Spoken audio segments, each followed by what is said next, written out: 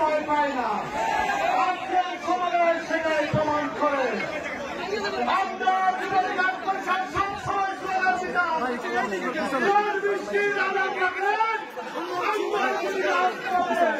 আজকের গাজীপুর সেটাই প্রমাণ করেছে।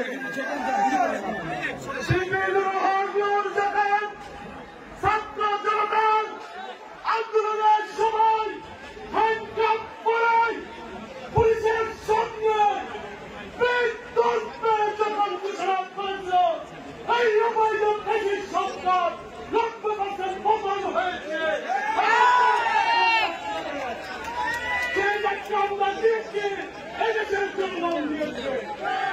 এই বার্তায় গাজীপুর মহানগর যুবলীগ পরিষদের সহসভাপতি কামরুল ইসলাম জেলায় আগস্ট ছাত্র জনতার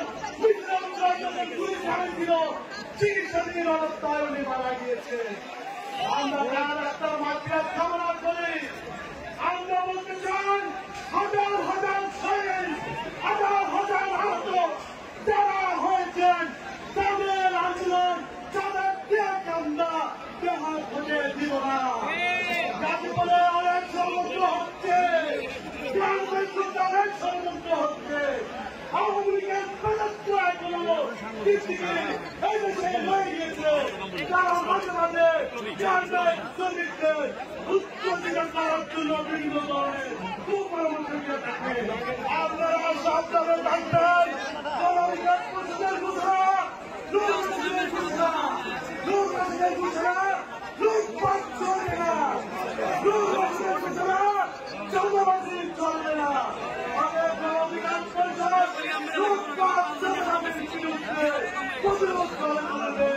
আগামী বাংলাদেশ জনঅধিকার পরিষদের বাংলাদেশ, আগামী বাংলাদেশ দূর কাশ্মীরের বাংলাদেশ।